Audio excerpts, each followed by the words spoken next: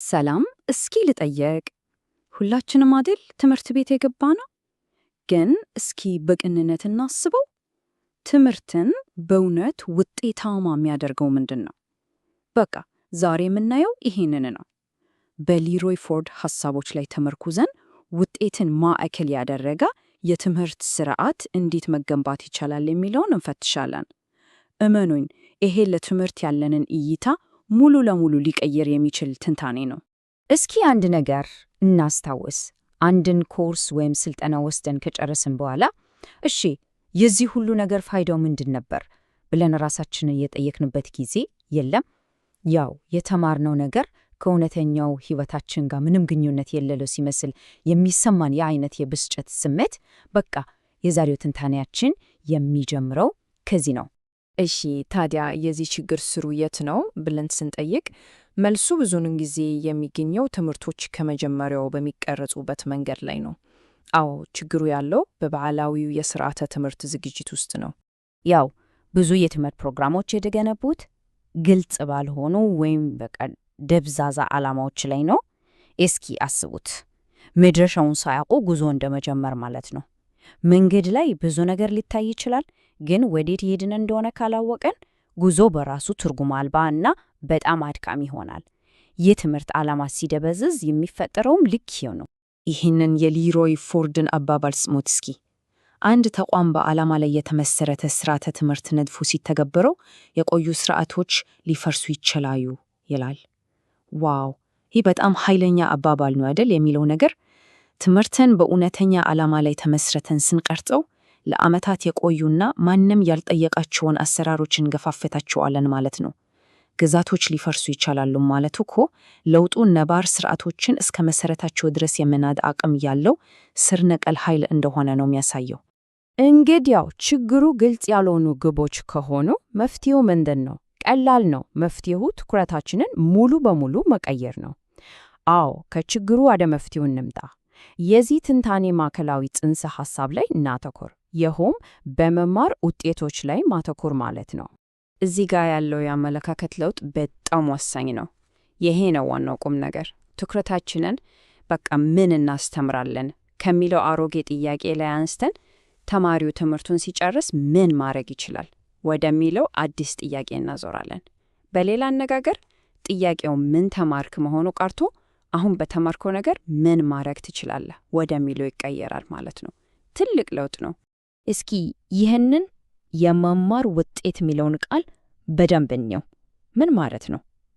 በቃ ትርጉሙ ተማሪው የተማረውን ነገር በተግባር ያሳየን የሚችልበት ትርጉም ያለው ተግባር ነው። ለምሳሌ ስለ ታሪክ እውነታዎችን በቃሉ ማስታወስ ብቻ ሳይሆን ታሪካዊ ማስረጃዎችን ተጠቅሞ አሳማኝ ክርክር መገንባት መቻል ማለት ነው። አያችሁ አይደል? መማር ማለት ጭንቅላት ውስጥ የተቀመጠ መረጃ ብቻ ሳይሆን በተግባር የሚታይ ችሎታ ነው። ይሄ የፎርድ አገላለጽ ደግሞ በጣም ትክክል ነው። የኮርሱ መግለጫ ንድፈ ሐሳብ ወደ ተግባር የሚቀየርበት ቦታ ነው ይላል። በቃ የኮርሱ መግለጫ ነው ትልቁ የትምህርቱ ንድፈ ሐሳብ ከተማሪው እውነተኛ ልምድ ጋር የሚገናኝበት ነጥብ። ዓላማው ወደ ተጨባጭ ተግባር የሚለወጠው እዚች ጋ ነው ማለት ነው። እሺ፣ በጣም ጥሩ። ታዲያ እነዚህን የመማር ውጤቶች እንዴት ነው ወደ አንድ ወጥ የትምህርት ስርዓት የምንቀይራቸው?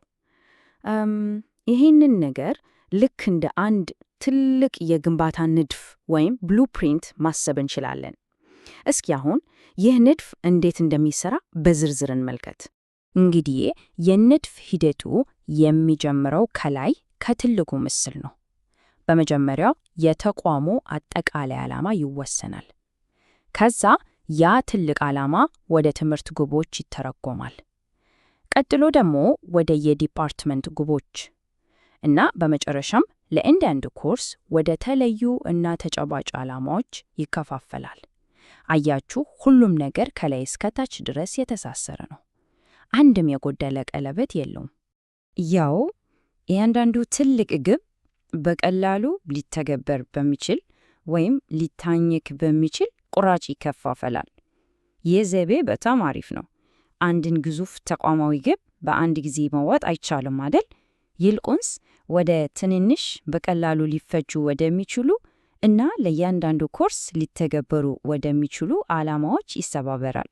ይሄ ነው እንግዲህ ትልቅ ራዕይ ወደ ተጨባጭ እርምጃ ሲቀየር የምናየው። ያው ይህ አዲስ የንድፍ አካሄድ ደግሞ አንድ በጣም መሰረታዊ የሆነ የትምህርት ጽንሰ ሐሳብን ሙሉ ለሙሉ ነው የሚቀይረው። እሱም ኮር ከሪኩለም ወይም መሰረታዊ ስርዓተ ትምህርት የምንለውን ነው። እሺ እስኪ እንዲህ እንደሚለውጠው እንመልከት። ልዩነቱ ግልጽ ነው። የድሮ መሰረታዊ ስርዓተ ትምህርት ማለት በቃ የግዴታ የዳሰሰ ኮርሶች ዝርዝር ነው፣ ዝም ብለን የምትጨርሰው ዝርዝር። አዲሱ አካሄድ ግን የግዴታ ትርጉም ያላቸው የመማር ውጤቶች ስብስብ ነው።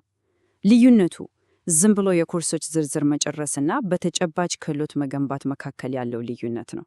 አንዱ ጊዜ ማጥፋት ሲሆን፣ ሌላኛው ግን የሆነ ነገር መገንባት ነው። እንግዲህ የዚህ ጥቅም ምንድን ነው?